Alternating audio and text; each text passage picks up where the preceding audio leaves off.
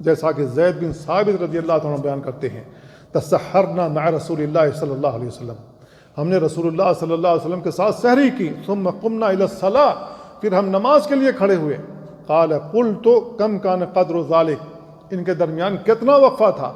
آپ نے بیان فرمایا قدر 50 آیہ، 50 آیت پڑھنے کے برابر۔ تو اذان سے پہلے پہلے جتنا ہو سکے ہمیں کھا لینا چاہیے، بہت زیادہ وقفہ نہیں کرنا چاہیے۔ اسی طریقے سے افطار کرنے میں جلدی کرنی چاہیے۔ رسول اللہ صلی اللہ علیہ وسلم بیان فرمایا لا یزال الناس بخیر ما عجل الفطر، لوگ ہمیشہ بھلائی میں رہیں گے جب تک افطار میں جلدی کریں گے۔ افطار میں جلدی کرنے کا مطلب یہ ہے کہ جو ہی سورج غروب ہو جائے آدمی افطار کر لے۔ ہمارے ملکوں میں اذان کا انتظار کیا جاتا ہے، اور اذان دینے والا جو مؤذن ہوتا ہے پہلے وہ کھاتا ہے، کھجور کھاتا ہے، پانی پیتا ہے، کچھ اور چیزیں کھا کر کے پھر وہ آتا ہے اذان دینے کے لیے۔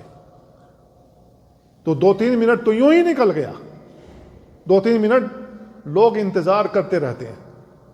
اور کچھ مؤذنوں کو تو ہم نے ایسے دیکھا ہے تھوڑا سا احتیاط کر لیتے ہیں۔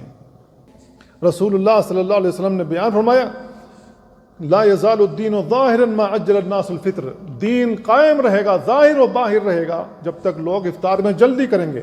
لأن اليہود والنصارى یؤخرون، اس لیے کہ یہودی اور عیسائی تاخیر کرتے ہیں روزہ افطار کرنے میں، وہ اندھیرے ہونے کا انتظار کرتے رہتے ہیں، اندھیرا ہو جائے گا تب کریں گے۔ اور ہمارے اندر ایک اور قوم موجود ہے جو اپنے روئیں کو دیکھتے رہتے ہیں کھول کھول کر کے، رواں دیکھنا بند ہوا یا نہیں ہوا، جب رواں دیکھنا بند ہو جائے گا تب جا کے افطار کریں گے۔ وہ یہودیوں سے مشابہت اختیار کر رہے ہیں۔ تو میرے بھائیو، ہمیں یہودیوں کی مشابہت نہیں اختیار کرنی چاہیے، بلکہ رسول اللہ صلی اللہ علیہ وسلم کی سنت پر عمل کرنا چاہیے۔